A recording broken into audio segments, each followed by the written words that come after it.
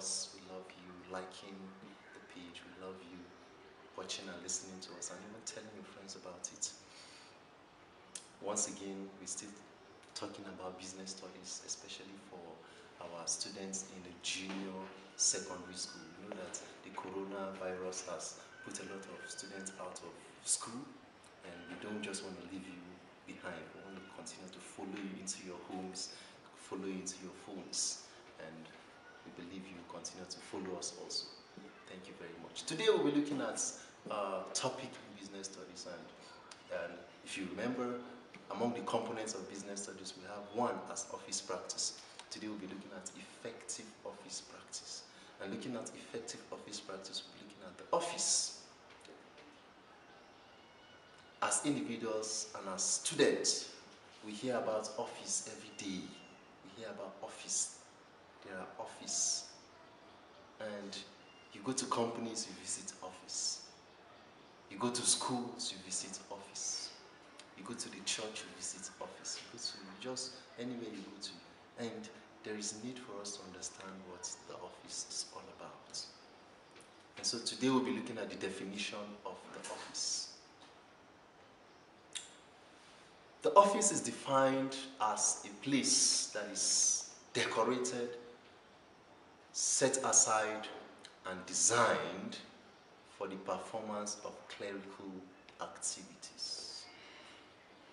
We said the office is that part of an organization where clerical activities or official activities or business activities or important activities are carried out. In the office we find the administrator or the managers or the officers well seated. The office is well decorated. We find a lot of equipment in the office. You see a lot of furniture, you see a lot of equipment, computers in the office. And office is very, very vital in the life of any organization. Remember, we said the office is defined as that place that is set and decorated for performing clerical activities. So that is the definition. And we begin to wonder, what are clerical activities? Clerical activities are those activities that are performed, that are principally and mainly performed in the office. For example, you want to store information. We want to generate information. We want to record information. We want to analyze information. We want to give directives. We want to take important, rational business decisions. Such activities are carried out in the office.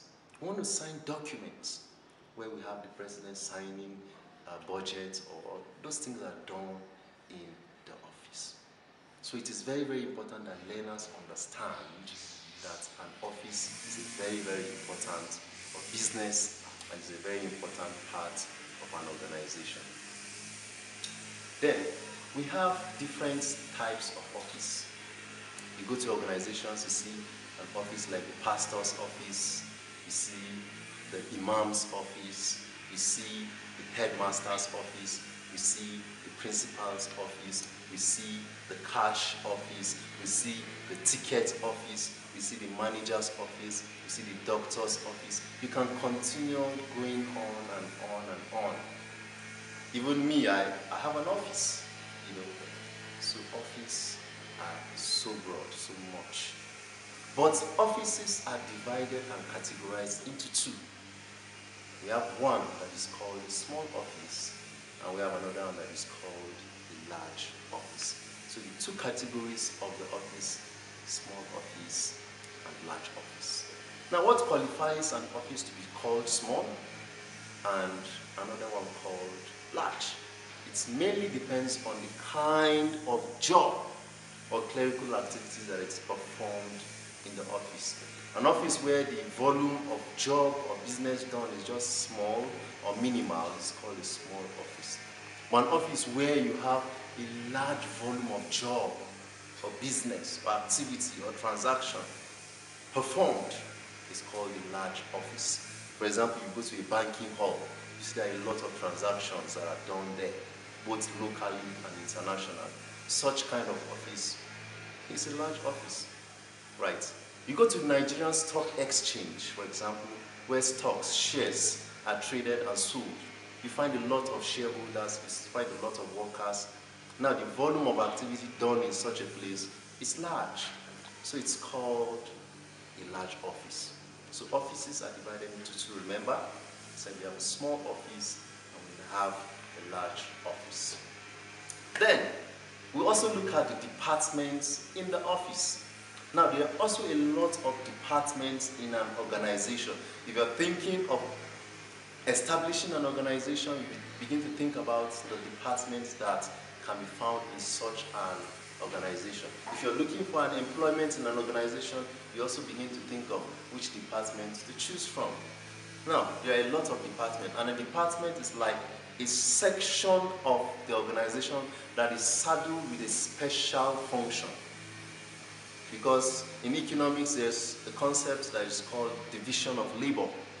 Now, for effective running of an organization, there is need that the organization is divided into segments. Now, these segments are called departments. And so, in the office organization, you can have the general administrative department.